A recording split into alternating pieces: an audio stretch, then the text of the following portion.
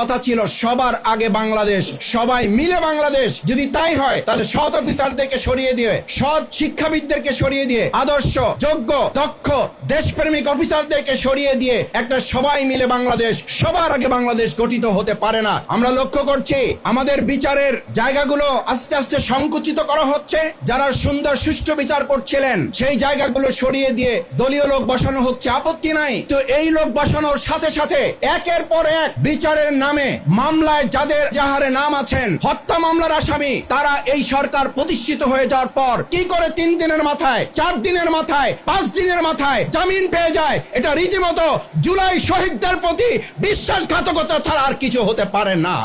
কেউ কেউ আমাদেরকে বলেন মাসুদ ভাই চকলেটের যেমন দোকান খোলে, ফুচকার যেমন দোকান খোলে, বিগত দিনের ফ্যাসিস্ট আওয়ামী লোকেরা বর্তমান একটা সরকার প্রতিষ্ঠিত হওয়ার পর এরকম কিছু কিছু খুচরা দোকানও খোলা শুরু হয়েছে।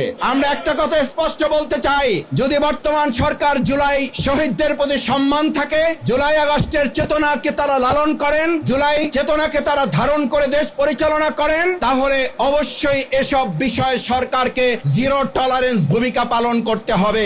একদিকে আমরা দেখি বর্তমান সরকারে যারা নিয়োজিত হয়েছেন তাদেরকে ফ্যাসিস্ট আমলের লোকেরা ফুল দিয়ে বরণ করছেন। সরকারেরই অংশ, আইজিপি নিজে বলছেন নিষিদ্ধ ঘোষিত সংগঠন, চলার কোনো সুযোগ নাই। আমরা এই সাংঘর্ষিক অবস্থা দেখতে চাই না। আমরা দেখতে চাই জুলাই আগস্টের চেতনায় লালিত আমাদের 71-এর যুদ্ধের মাধ্যমে সাম্য, মানবিকতা, সামাজিক সুবিচার এর ভিত্তিতে আমাদের বাংলাদেশ পরিচালিত হবে এবং নাগরিকগণ শান্তিতে বসবাস করবে।